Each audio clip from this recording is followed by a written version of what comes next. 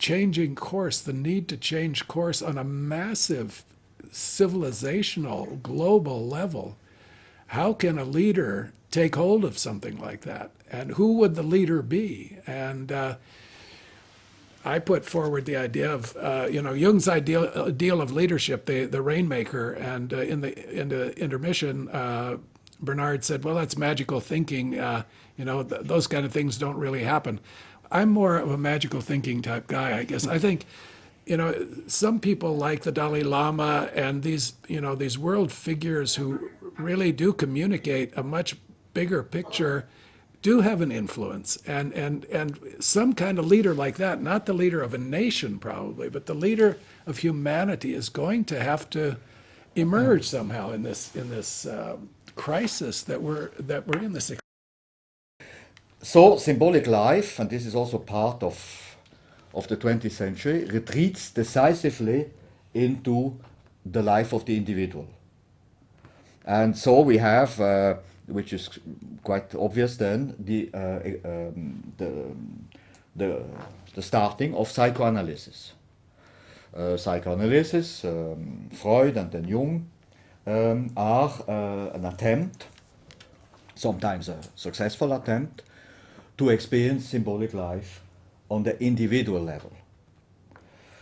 And there is, of course, a connection with the fascination for psychoanalysis in the 20th century, because with a symbolic life having more or less disappeared from the collective, or only having appeared in perverted forms, like in the ideologies I just indicated,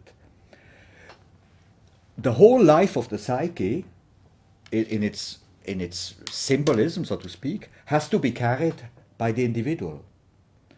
And this, of course, to a certain extent also was, and is still, much too heavy for many individuals. If we have a family background, which was difficult, it is too heavy for an individual to carry the intensity of a soul life. And so we have in the 20th century and also now more and more psychological disturbances which one sees coming from the pressure of this symbolic life, which cannot be experienced anymore through participation in a collective symbol. You probably understand what I try to say is that the lack of possibility to participate in a collective symbol gives a tremendous inner pressure to the individual who is alone with the whole symbolic possibilities the psyche has in herself.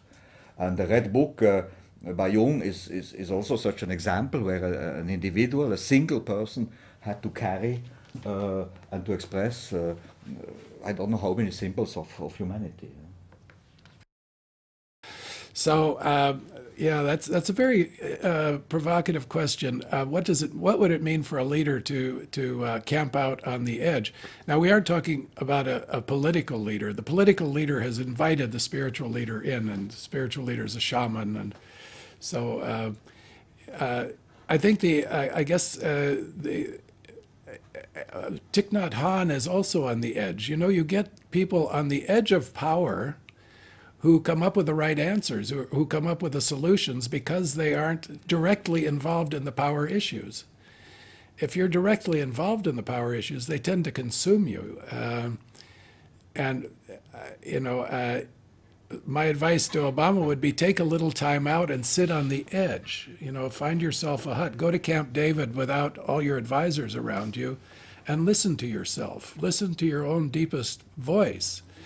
That's what it means to go to the edge. It's to get out of the collective, to get out of all this noise that's being made, all these cries for help, all this, everybody wants a moment of your attention and wants an answer. You've got to get out of that and sit on the edge for a little while, 3 days, that's symbolic period of time for death and rebirth, and let yourself sink into another dimension.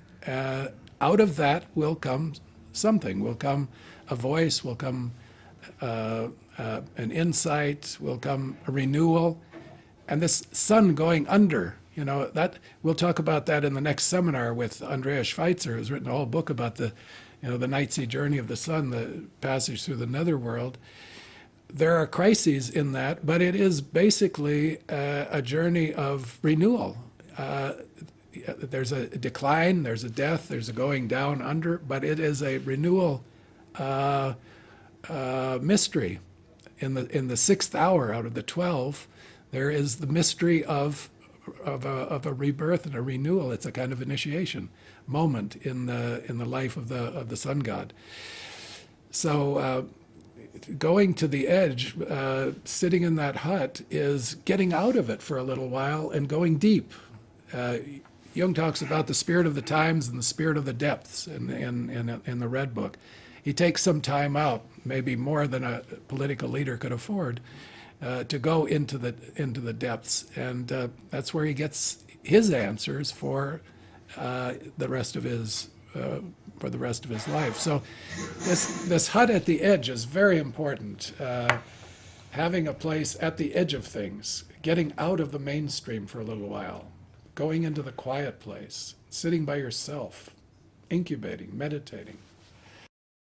These were his most political years, from 1930 to 1940, when the Second World War broke out, 1939, 1940, and that organization basically collapsed. He tried to be involved in this world, not in an ivory tower on top of a mountain, or sitting in a cave meditating, or retreating to Bollingen, to the mountains, to the safety of neutral Switzerland. He wanted to stay engaged in the world. And I think he did that because he felt he owed the collective a debt.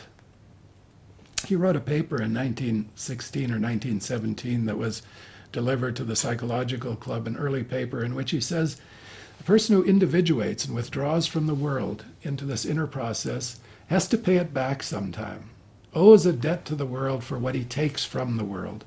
So the extent to which you withdraw your libido from the world, to introvert, do your inner work, go away, sit in your isolation for a period of time, to that same degree, you're going to have to give libido back to the world. You owe it. If you don't do it, you're going to be guilty. You're going to have a kind of existential guilt on your hands. And I think that was Jung's personal reason for doing this. He felt that the world was in a crisis, he had to do something, and this was offered to him, and this is what he could do, and this is what he did. Jung's idea of a leader is somebody who knows himself, somebody who is introverted enough to have contacted the self, somebody who has some kind of cosmic awareness, somebody who's in touch with a bigger picture, and is not narcissistically sealed off. That's what a leader should do and should be. So I guess our advice to Barack Obama would be, when in doubt, get yourself a good Jungian analyst or introvert and find your center, because it's only out of that kind of spiritual center that's balanced and that has a perspective on the times that one can lead people somewhere, that they don't know where they need to go or where they want to go. I mean, to speak for something higher, something larger, something broader, needs a connection to one's own center. We talk about the ego-self axis. We'd say a good leader is somebody who has a developed ego-self axis, has contact with the self, and can access that on a regular basis.